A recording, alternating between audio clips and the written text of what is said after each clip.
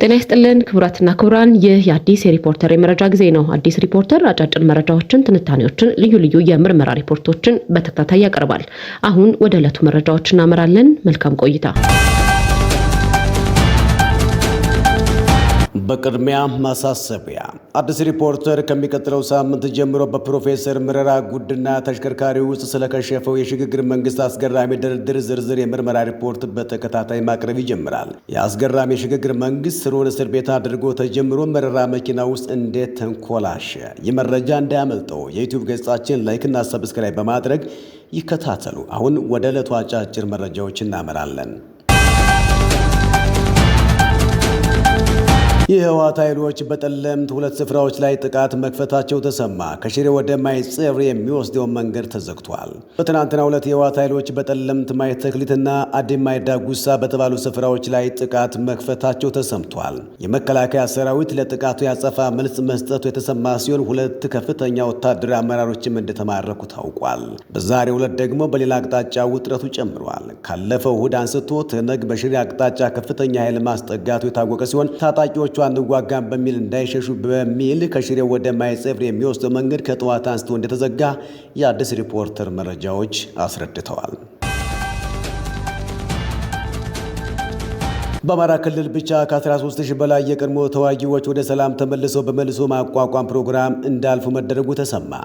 እስካሁን ድረስ አስተዳደራዊ ወጪዎችን ሳይጨምር በአማራ ክልል ለቀድሞ ተዋጊዎች የመልሶ ማቀላቀል ክፍያ ብቻ ከ1 ቢሊዮን ብር በላይ ገንዘብ ወጪ መደረጉን የብሔራዊ ተሃድሶ ኮሚሽን አስታውቋል። በዚህ አግባብ ከ83000 በላይ የቀድሞ ተዋጊዎችን በተሃድሶ ማለፋቸው ታውቋል። በአማራ ክልል በየትኛውም አካባቢ ያሉ ታጣቂዎች የህዝብና የመንግስትን የሰላም ጥሪ ተቀብለው ትጥቅ እንዳስረክቡና የተሃድሶ ፕሮግራም ተጠቃሚ እንደሆኑ ኮሚሽኑ ጥሪ አቅርቧል። የአማራ ፋኖ ህዝባዊ ድርጅት አፋድ ከፍተኛ አመራሮች ከክልሉ መንግስት ጋር ያደረጉትን የሰላም ስምምነት መሰረት በማድረግ የአፋድ አመራሮችና አባሎቻቸው ይፋው የጦር መሳሪያ ርክክብ እንዳደርጉ ማድረጉን አስታውቋል።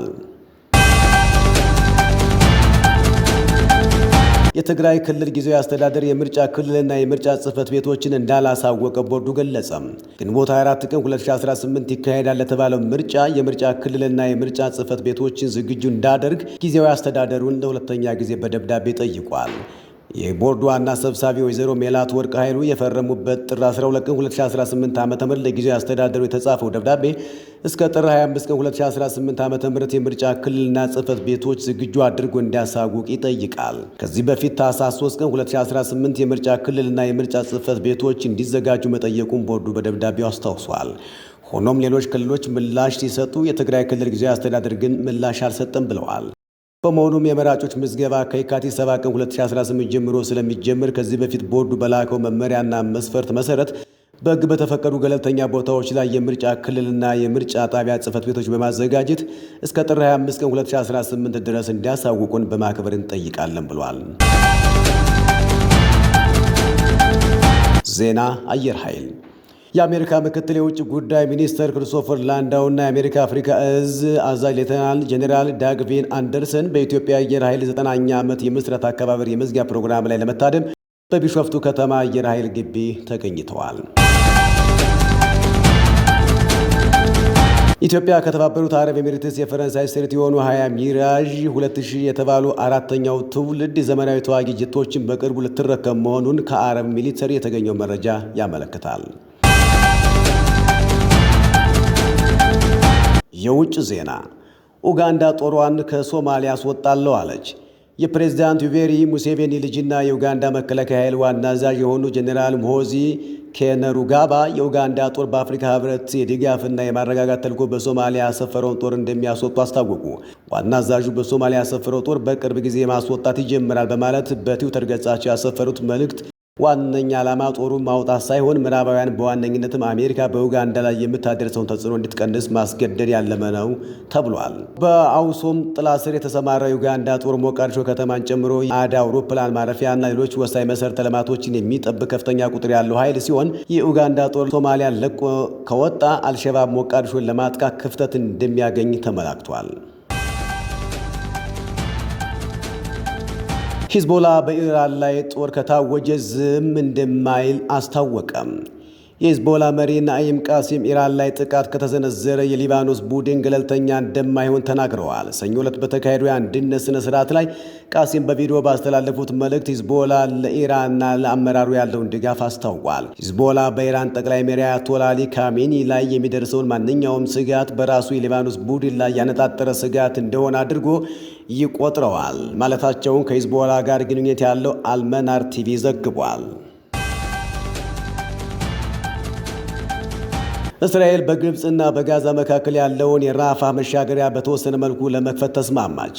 እስራኤል የዶናልድ ትራምፕ የሰላም እቅድ አካል በሆነው ስምምነት መሰረት በጋዛ ሰርጥና በግብፅ መካከል ያለውን የራፋ የድንበር መሻገሪያ በተወሰነ መልኩ ዳግም ለመክፈት መስማማቷን አስታውቃለች። እሁድ ምሽት ከእስራኤል ጠቅላይ ሚኒስትር ጽሕፈት ቤት የወጣው መግለጫ እንደሚያመለክተው መሻገሪያው ክፍት የሚሆነው ለእግረኞች ማለፊያ ብቻ ሲሆን ይህም በእስራኤል ሙሉ የፍተሻ ስነ ስርዓት የሚከናወን ይሆናል። የራፋ መሻገሪያ ወደ ጋዛ ለሚገባ የሰብአዊ እርዳታ ዋነኛ መግቢያ ነው። መናኸሪያውም ከግንቦት 24 ጀምሮ በአብዛኛው ተዘግቶ ቆይቷል። የሰብአዊ ድርጅቶችና የተባበሩት መንግስታት መሻገሪያው እንዲከፈት ለረጅም ጊዜ ጠይቆ የቆዩ ቢሆንም የእስራኤል ባለስልጣናት ግን ከጥቅምት 10 ጀምሮ የተኩስ አቁም ስምምነት ተግባራዊ ከሆነ በኋላ እንኳን መሻገሪያው እንዳይከፈት ሲከለክሉ ቆይተዋል። ባለስልጣናቱ የመሻገሪያው ዳግም መከፈት በሕይወት ያሉና የሞቱ ታጋቾች በሙሉ ከመመለሳቸው ጋር የተያያዘ ቅድመ ሁኔታ መሆኑን ገልጸው ነበር። ሰኞ ዕለት እስራኤል ራን ጊቪል የተባለ የፖሊስ መኮንን የሆነውን የመጨረሻ ታጋች አስከሬን ከጋዛ ማውጣቷን አስታውቃለች። የእስራኤል ጠቅላይ ሚኒስትር ቤንያሚን ኔታንያሁ የራን ጊቪሊ አስከሬን መገኘቱ ለእስራኤልና ለወታደሮቹ አስደናቂ ስኬት ነው ሲሉ ገልጸውታል። የተባበሩት መንግስታት የመጨረሻው እስራኤላዊ ታጋች አስከሬን መገኘቱን በደስታ የተቀበለ ሲሆን የጋዛው የተኩስ አቁም እቅድ ሙሉ በሙሉ ተግባራዊ እንዲሆን ጥሪ አቅርበዋል። አሁን ደግሞ ወደ ቢዝነስ ዜናዎች አልፈናል። ኢትዮጵያ ባለፉት 6 ወራት ለውጭ ገበያ ካቀረበቻቸው ምርቶች ከግማሽ በላይ በልዩ ኢኮኖሚ ዞኖች ውስጥ የተመረቱ ናቸው ተባለ። ኢትዮጵያ ባለፉት 6 ወራት ለውጭ ገበያ ካቀረበቻቸው ምርቶች ውስጥ ከግማሽ በላይ የኢንዱስትሪ ፓርኮች ልማት ኮርፖሬሽን በሚያስተዳድራቸው ልዩ ኢኮኖሚ ዞኖችና ፓርኮች ውስጥ መመረታቸውን ኮርፖሬሽኑ አስታውቋል። በበጀት ዓመቱ የመጀመሪያ አጋማሽ ኢትዮጵያ 204 ሚሊዮን የአሜሪካን ዶላር ዋጋ ያላቸው ምርቶች ለውጭ ገበያ ያቀረበች ሲሆን የኢንዱስትሪ ፓርኮች ልማት ኮርፖሬሽን በሚያስተዳድራቸው ልዩ ኢኮኖሚ ዞኖችና ፓርኮች ውስጥ ያሉ ባለሀብቶች አምርተው ለውጭ ገበያ ካቀረቡት ምርቶች ከ112.6 ሚሊዮን በላይ የአሜሪካን ዶላር መገኘቱን ኮርፖሬሽኑ አስታውቋል። ይህም የሀገራዊ አፈጻጸሙ 55 በመቶ እንዲሸፍን ኮርፖሬሽኑ ይፋ አድርጓል። እንደሚሸፍን ኮርፖሬሽኑ ይፋ አድርጓል። የውጭ ዜና። ህንድና የአውሮፓ ህብረት ታሪካዊ የንግድ ስምምነት አደረጉ። ስምምነቱም የስምምነቶች ሁሉ እናት ተብሏል። ህንድና አውሮፓ ከ20 ዓመታት በኋላ የፈጀውን የነፃ ገበያ ንግድ ስምምነት ድርድር በኒው ዴልሂ የጋራ ንግድ ስምምነቱን በመፈረም መቋጫ አግኝቷል። ይህ ስምምነት በአጠቃላይ የ2 ቢሊዮን ህዝብ ገበያን የሚያስተሳስር ሲሆን ይህም የዓለም አቀፍ አጠቃላይ የሀገር ውስጥ ምርት 1/4ኛውንና የዓለም ንግድ ሲሶውን የሚወክል ግዙፍ የኢኮኖሚ ጥምረት ነው። የህንድ ጠቅላይ ሚኒስትር ናሬንድራ ሞዲ ስምምነቱን የስምምነቶች ሁሉ እናት ሲሉ የገለጹ ሲሆን ይህም ለ1.4 ቢሊዮን የህንድ ዜጎችና ለ450 ሚሊዮን አውሮፓውያን አዲስ የኢኮኖሚ ዕድል እንደሚፈጠር ታምኖበታል። ስምምነቱ በዋነኝነት ከአሜሪካ የሚሰነዘሩ የታሪፍ ጫናዎችና ከቻይና የሚመጡ የኤክስፖርት ቁጥጥሮችን ለመቋቋም ያለመ ስትራቴጂካዊ ጋሻ ተደርጎ ተወስዷል። በንግድ ስምምነቱ ውስጥ ከተካተቱት ዋና ዋና ነጥቦች መካከል የንግድ ታሪፎችን በከፍተኛ ሁኔታ መቀነስ ቀዳሚው ነው። ለምሳሌ ህንድ በአውሮፓ መኪኖች ላይ ጥላ የነበረውን 110 በመቶ ታሪፍ ወደ 40 በመቶ ዝቅ ያደረገች ሲሆን በቀጣይም እስከ 10 በመቶ እንደሚወርድ ይጠበቃል። በተጨማሪም በወይን ጠጅና በወይራ ዘይት ላይ የነበሩ የንግድ ቀረጥ እገዳዎች በከፍተኛ ሁኔታ እንዲቀንስ ወይም እንዲነሱ ተደርጓል። ይህም ህንድ ከዚህ ቀደም ትከተለው የነበረውን ጥብቅ ንግድ ጥበቃ ፖሊሲ በማላላት ገቢዋን በሰፊው የከፈተችበት እርምጃ ሆኗል። በምላሹም የአውሮፓ ህብረት የህንድ ባለሙያዎች በቀላል ወደ አውሮፓ ገብተው እንዲሰሩ የሚያስችል የነፃ እንቅስቃሴ ማዕቀፍ ፈጥሯል። ይሁን እንጂ እንደ ስጋ፣ ስኳርና የወተት ተዋጽኦ ያሉ ምርቶች ከስምምነቱ ውጭ እንዲሆኑ ተደርጓል። ከንግድ ባለፈ ከስምምነቱ የጸጥታና የመከላከያ ትብብር ያካተተ መሆኑ ልዩ ያደርገዋል። ሁለቱ ወገኖች በሽብርተኝነት መከላከል፣ በባህር ኃይል ደህንነትና በሳይበር ደህንነት ዙሪያ በጋራ ለመስራትም ተስማምተዋል። ይህም ህንድ ከሩሲያ ጋር ያላትን የጠበቀ ግንኙነትና በዩክሬን ጉዳይ የያዘችውን ገለልተኛ አቋም ሳይበግረው የተደረሰ ስምምነት መሆኑ የአውሮፓ ህብረት ለህንድ ያለውን ስትራቴጂካዊ አስፈላጊነት እንድትረዳ ማሳያ ነው። አውሮፓ በዚህ ስምምነት አማካኝነት ህንድ በመከላከያ መሳሪያዎች ረገድ በሩሲያ ላይ ያላትን ጥገኝነት ለመቀነስ ፍላጎት አላት። በተጨማሪም የካርቦን ታክስ በተመለከተ ህንድ የተለየ ቅድሚያ የሚሰጠው ዕድል እንዲሰጣትና ለኢንዱስትሪዎቿ የአካባቢ ጥበቃ ሽግግር የ500 ሚሊዮን ዩሮ ድጋፍ እንዲደረግ ስምምነት ላይም ተደርሷል። በአጠቃላይ ይህ ስምምነት በአሁኑ ወቅት 180 ቢሊዮን ዩሮ የሆነውን የሁለቱ ወገኖች የንግድ ልውውጥ በሚቀጥሉት 5 እና 6 ዓመታት ውስጥ በእጥፍ ያሳድጋል ተብሎ ይጠበቃል። ስምምነቱ ለዓለም አቀፍ ገበያ የሚያስተላልፈው መልእክት ግዙፍ የኢኮኖሚ ኃይሎች በንግድ ረገድ ግልጽነት፣ ተገማችነትና ትብብር እንዲኖር እንደሚፈልጉ ነው። ይህም ህንድና አውሮፓ ህብረት መቀራረብ በዓለም አቀፍ የጂኦፖለቲካ መድረክ ላይ አዲስ ኃይል ሚዛን የሚፈጥር ከመሆኑ በላይ ለሁለቱም ወገኖች የኢኮኖሚ መረጋጋትና እድገት ትልቅ ተስፋን ሰንቋል። አድማጭ ተመልካቾቻችን ተከታተላችሁ የምትገኙት ከአዲስ ሪፖርተር ወደ እናንተ እየደረሰ የሚገኘውን የሰዓቱን አበይት መረጃዎች ነው። አሁን ደግሞ ወደ መዝናኛ መረጃዎች አለፍን። የሆድ ጋዝን በተለምዶ ፈስን ወደ ጽጌረዳና ቸኮሌት መዓዛ የሚቀይር ክኒን ለገበያ መቅረቡን ሰምተዋልን? ብዙዎች እንደ ቀልድ የሚያዩት ነገር ግን በማህበራዊ ግንኙነት ውስጥ ትልቅ መሸማቀቅ የሚፈጥረውን የሆድ ጋዝ ሽታ ለመቀየር አንድ ፈረንሳዊ ፈጠራ ሰው አስገራሚ መፍትሄ ይዘው መጥተዋል። የዚህ መረጃ ዝርዝር ነው። ክርስቲያን ፓይንቼቫል የተባሉ ግለሰብ የሰው ልጅ የሆድ ጋዝ ሽታን ወደ ጽጌረዳ፣ ቫዮሌት፣ ቸኮሌትና ዝንጅብል መዓዛ የሚቀይሩ ክኒኖችን ሰርተው ለገበያ በማብቀል ላይ ይገኛሉ። እንደ ተመራማሪው ገለጻ ለዚህ ግኝት መነሻ የሆነችው ከዓመታት በፊት ከጓደኞቻቸው ጋር የተመገቡት ከባድ እራት ነበር። በወቅቱ የተፈጠረው ሽታ እጅግ መጥፎ ከመሆኑ የተነሳ በክፍሉ ውስጥ የነበሩ ሰዎች መተንፈስ እስኪቸግራቸው ድረስ ተቸግረው እንደነበር ያስታውሳል። ይህ አጋጣሚ ለፈጠራው ትልቅ መነሳሳትን የፈጠረላቸው ሲሆን ችግሩን በሳቅ ከማለፍ ይልቅ ወደ ምርምር እንዲገቡ አድርጓቸዋል። እነዚህ ክኒኖች ከመድኃኒትነት ይልቅ እንደ ተፈጥሮ የምግብ አሟያ የሚታዩ ናቸው። ክኒኖች የተሰሩት ሙሉ በሙሉ ከተፈጥሮ ግብዓቶች ሲሆን የአትክልት ከሰል፣ ፈንጃል፣ የባህር አረም፣ የብሉቤሪና እውነተኛ ኮኮዋን የመሳሰሉ ግብዓቶችን ይዛሉ። እነዚህ ነገሮች በሰውነት ውስጥ ያለን ጋዝ ከመቀነስ ባለፈ የሚወጣው አየር ጥሩ መዓዛ እንዲኖረው በምንጭነትም ያገለግላሉ። ሉቲን ማሊን በሚል የንግድ ስም የሚሸጡት እነዚህ ክኒኖች በፈረንሳይና በተለያዩ የዓለም ክፍሎች በኢንተርኔት አማካኝነት በስፋት በመሸጥ ላይ ናቸው። በተለይም በበዓላት ወቅት ሰዎች ለጓደኞቻቸው እንዳስቂ ስጦታ ስለሚገዟቸው ሽያጩ በከፍተኛ ሁኔታ እንደሚጨምርም ተገልጿል። ፈጣሪው ለሰዎች ብቻ ሳይወሰኑ ተመሳሳይ ችግር ላለባቸው ውሾች የሚሆን የዱቄት መፍትሄ ማዘጋጀታቸው ታውቋል። ይህ ፈጠራ ብዙ ጊዜ ትኩረት የማይሰጣቸው የሰው ልጅ የዕለት ተዕለት ችግሮች በፈጠራ መፍታት እንደሚቻል ማሳያ ሆኗል። ለተሻለ ውጤት ግለሰቦች በቀን ከ2 እስከ 6 ክኒኖችን ከምግብ ጋር እንዲወስዱ ይመከራል። ይህም በተከታታይ የሚፈጠሩ ጋዞችን መዓዛቸውን ለመቀየር ይረዳል የተባለው። ለምሳሌ ለየት ያለ የበዓል ሽታ እንደ ቸኮሌት ያለ እንዲኖር የሚፈልጉ ሰዎች ሽታው እንዲሰርጥ ጥቂት ቀናት አስቀድመው መውሰድ እንደሚጀምሩም ይነገራል። የክኒን ዋና ግብሩ ችግሩን በዘላቂነት ማከም ሳይሆን ጋዝ በሚፈጠርበት ወቅት የሚኖረውን መጥፎ ሽታ ለጊዜው መሸፈንና የምግብ መረጨት ማገዝ ነው ተብሏል።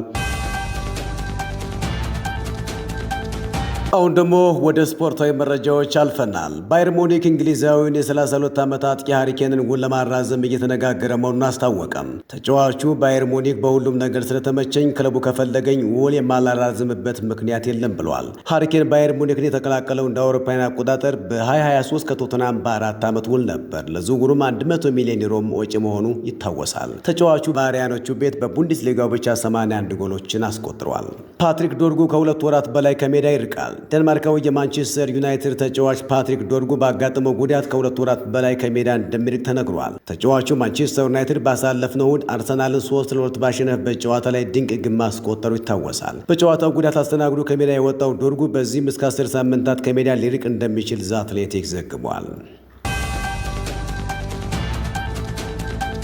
ቤተሰቦቻችን አብራችሁ ከኛ ጋር ቆይታ እያደረጋችሁ ስለሆነ እጅግ በጣም ከልብ እናመሰግናለን። አሁን ደግሞ የዛሬውን ጦርነት ውሎ ዝርዝር ትንታኔ ነው።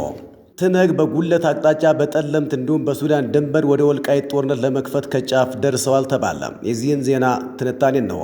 ይፋ በተደረገው አዲስ ሹመት መሰረት የአርሚ 50 አዛዥ ወደ ኤምባቲ የትግራይ ኃይሎች ዋና አዛዥ በመሆን ሌተናንት ታደሰ ወረደን ተክተዋል። ታደሰ ወረደ ከትግራይ ርዕሰ መስተዳድርነታቸው በተጨማሪ ይዘውት የነበረውን የጸጥታ ኃላፊነት የተነጠቁት አዲስ ለሚጀምሩ ኦፕሬሽን ሊታመኑ ባልመቻላቸው እንደሆነ ተመልክቷል። በደቡብ ግንባር አዛዥ ዮሐንስ መድን የትግራይ ሰራዊት ዘመቻ ኃላፊ ማሾ በየነ የመረጃ እንዲሁም ምግበይ የስልጠና ኃላፊ ሆነው ተሽመዋል። አራቱም ቁልፍ ወታደራዊ ሹመቶች ለአድዋ ተወላጆች መሰጠቱን የተሿሚዎችን የትውልድ ሀገር የሚያውቁ አስታውቀዋል። ሹምሽሩን ተከትሎ በጠለምት በኩል ጦርነት ተጀምሯል። ከሱዳን ከኤርትራ ከፋኖ ጋር ጥምረት በመፍጠር ትነግ የውጊያ አቅምን ማሳደጉን ደጋፊ የሆኑ የመገናኛ ዘዴዎች አስቀድመው ሲያስታውቁ እንደነበር ይታወሳል። ፋኖ፣ ሱዳን፣ ሻዕቢያ፣ ትነግ በጋራ ኢትዮጵያን ለመውጋት የደረሱበትን ስምምነት ትግሉ ተጠልፏል በማለት ወደ ሰላማዊ መንገድ የተመለሱ የፋኖ አመራሮች መናገራቸው ይታወሳል። በሪፖርተር ጋዜጣ የወልቃይት አስተዳደር እንዲፈርስ መንግስት አቋም መያዙ እንዲናገር ከተደረገ በኋላ ዜናው በከፍተኛ ደረጃ ለቅስቀሳ እንዲውል ተደረገም። በአካባቢ ያለው ነዋሪ ተስፋ ለማስቆር የሚያቆርጥ ሰፊ ቅስቀሳና የፕሮፓጋንዳ ስራ ከተሰራ በኋላ በሽሬ ያሉ እናቶች እናመሰግናለን ሽሬ፣ በቀጣይ ሳምንት ምዕራብ እንገናኝ በሚል ሲያዜሙ ሲጨፍሩና ታጣቂዎችን ሲያበረታቱ የሚያሳይ ቪዲዮ ይፋ ሆነ። ጄኔራል ምግበይ በሚቀጥለው ሳምንት ወልቃይትን እንይዛለን ባሉ በሳምንት ልዩነት እንደተባለው ጦርነት ተቀሰቀሰ። አርሚ 11 በትናንትናው ዕለት በማይዳጉሽ አቅጣጫ ወደ ምስራቅ ጠለምት ዲማ ከተማ ለመግባት 30 ኪሎ ሜትር ርቀት ድረስ ተጠጋ። ይህ ኃይሉን አጠናክሮ የተከዜ በረሃን አቋርጦ የተጠጋው ኃይል ከመከላከያ ሰራዊት የመከላከል እርምጃ እንደተወሰደበት የወረዳው አስተዳደር ለአዲስ ሪፖርተር አስታውቋል። በትናንትናው ዜና ወጃችን እንደገለጽ ነው ሁለቱ አዛዦችና የጦር መሳሪያዎች የተያዙ ሲሆን የተገደሉና የቆሰሉ በርካታ መሆናቸው ታውቋል። ከመከላከያ የመከላከል እርምጃ በኋላ የአርሚ 11 ኃይል ወደ መጣበት መመለሱ ታውቋል። የምስራቅ ጠለምት ወረዳ አመራር እንዳሉት አሁን ላይ 30 ጓዊላ በሚባልና ደጉበራይ በሚባሉ ቦታዎች ቅርብ ርቀት ላይ ያለው ትነግ ኃይል ለጊዜው ውጊያ ቢያቆምም ኃይሉን አሰባስቦ ዳግም በሌሎች አቅጣጫዎች ጭምር ጦርነቱን ለማስፋት የመቀጠል ቅድ እንዳለ መረጃ እንዳላቸው አመልክተዋል። የተከዜን በረሃ አቋርጦ የማዕከል ከተሞችን ለመያዝ አቅዶ በሁለት አቅጣጫ ውጊያ የከፈቱ የተነግ ኃይሎች የማይጠብሪን መንገድ መቁረጣቸው ተሰምቷል። ጦርነቱን የሚመራው የአገር መከላከያ በመሆኑ ብዙ መረጃዎች መስጠት ባይቻልም የማይጠብሪ መንገድ የተቆረጠው ጠለምትን በመገደብ ስትራቴጂካል ጥቅም እናገኛለን ብለው በማሰባቸው እንደሆነ ተመልክቷል። በትናንትናው ዕለት በአገር መከላከያ የመከላከል እርምጃ ወደ መጣበት ከተመለሰው ኃይል ውስጥ አብዛኛዎቹ የማይጠብሪ ተወላጆች በመሆናቸው እየከዱ ወደ ቤታቸው እያመሩ መሆኑ ተሰምቷል። በዚሁ ሳቢያ ከሽሬ ወደ ማይጠብሪ የሚሄደውን መንገድ ትነግ እንደዘጋም የአካባቢው አዲስ ሪፖርተር ተባባሪ አስታውቋል። አርሚዎች የተደራጁት በአካባቢው ተወላጆች በመሆኑ ካለፈው ጦርነት ጠባሳ የተነሳ መዋጋት የማይፈልጉ እየሸሹ ወደ ቤታቸው መግባት አሁን የተለመደ እንደሆነ እነዚህ ወገኖች ይናገራሉ። ወደ ቤታቸው የማይገቡት ደግሞ የትግራይ ሰላም ኃይሎችን ይቀላቀላሉ። ጦርነቱ ትናንት ጀምሮ እንደቆመ ቢገልጽም የትነግና የፋኖ ደጋፊዎች የአርሚ 11 ኃይሎች ወደ ምስራቅና ምዕራብ ጠለምት እየተጠጉ መሆናቸውን እያስታወቁ ነው። ሰፊ መሬት በመቆጣጠር ከፋኖ መለያ ልብሳቸውን ከቀየሩ የሻዕቢያ ኃይሎች ጋር በመሆኑ ጥቃታቸውን ማጠናከራቸው እነዚህ ወገኖች እየገለጹ ነው። ከሁሉም ወገን የሚወጡ መረጃዎች በሚታወቁ በገለልተኛ ወገኖች ማረጋገጫ አልሰጣቸውም። ትነግም በሚታወቁ ማህበራዊ ገጾቹ የገለጸው ነገር የለም። በሌላ ተመሳሳይ ጦርነት ዜና ሱዳን የነበረውና ከሻዕቢያ ጋር በይፋ ወታደራዊ ጥምረት መፈጸሙ በመረጃ ይፋ የሆነበት አርሚ 70 ሸረረና መስፈራቸው ታውቋል። ይህ በሱዳን በኩል ወደ ኢትዮጵያ ገብቶ ሸረረና የሰፈረው ኃይል ከፋኖ የአካባቢው ኃይል ጋር ግንባር ገጥሟል። የአካባቢው መረጃ ሰዎች እንዳሉት የካቲት 11 ቀንን በወልቃይት ለማክበር ከፋኖ ጋር ጥምር ጥቃት ለመሰንዘርና እነሱን ተከትሎ የሻዕቢያ ኃይል ሙሉ ድጋፍ ለመስጠት ቦታ ይዘዋል። የወልቃይት ዞን ስለ ጉዳዩ የሚያውቀው እንዳለ ከአዲስ ሪፖርተር ለቀረበለት ጥያቄ እኛ ጋር ምንም የለም ሁሌም ዝግጁ ነን የሚል ምላሽ ሰጥተዋል። የሀገር መከላከያ ድንበር አካባቢ በመሆኑ ሰፊ ዝግጅት እንዳለ ያመለከቱት እንደሚሉት የትነግ ፋኖና ሻዕቢያ ኃይሎች በወልቃይት አቅጣጫ ከመጡ ሙሉ የተከዜ ኃይል መከላከያና ራሱን ያደራጀው ህዝብ ይሆናል ያሉትን እርምጃ ይጀምራሉ። ይህ በእንዲህ እንዳለ የአማራ ፋኖ ብሔራዊ ንቅናቄ መሪ ዘመነ ካሴ በኤርትራ ከፍስሐ ማንጁስ ጋር ከተገናኙ በኋላ የደረሰበት ስምምነት ታውቋል። በኦማሃጂር በተደረገ የጋራ ውይይት ትነግ ለፋኖ ሎጂስቲክ፣ በጦርነት ለሚጎዱ የህክምና የጦር ሜዳ የውጊያ ታክቲክ ንድፍ ድጋፍ በሚደረግበት አግባብ ዝርዝር ስምምነት አድርገዋል። ቀደም ሲል ትነግ ህዝብ ከጎኑ እንዲሰለፍ ሲያደርግ እንደነበረው ፋኖን በመከላከያ ሰራዊት መለያ ዩኒፎርም ከባድ ወንጀሎችን እየፈጸመ ህዝብ በመንግስት ላይ እንዲነሳ የሚያስችል ፕሮፓጋንዳ እንዲሰራ ስትራቴጂ ተነድፎለታል። ፋኖ በዚህ ቅድ መሰረት የተሰጠውን እንዲተገብር የትነግና የሻዕቢያ ተባባሪ ሚዲያዎች ይህንኑ በማስተጋባት ህዝብ እንዲነሳና እንዲማረር ቅስቀሳ እንደሚያደርጉ ቃል ገብተዋል። በቅርቡ እናቶ ነአምን የመሰረቱት ኢትዮጵያን በህዝባዊ ቤተኝነት የማነሳሳትና የማተራመስ እቅድ ለፋኖ በተቀረጸው ስትራቴጂ መሰረት የሚፈጸሙ ከባድ ወንጀሎችን በማሰራጨት በማራባትና በማግነን ፕሮፓጋንዳ ስራ እንዲሰራ ከስምምነት መድረሱን በዙም የተደረገውን ስብሰባ ዋቢ አድርገን ማቅረባችን አይዘነጋም። አድማጮቻችን የጦርነቱ ዘገባችን በአዲስ ሪፖርተር የፌስቡክ እና የቴሌግራም ገጾቻችን ይከተሉ። የዩቲዩብ ገጻችንን ላይክና ሼር ያድርጉ። በመጨረሻም ዜና እረፍት።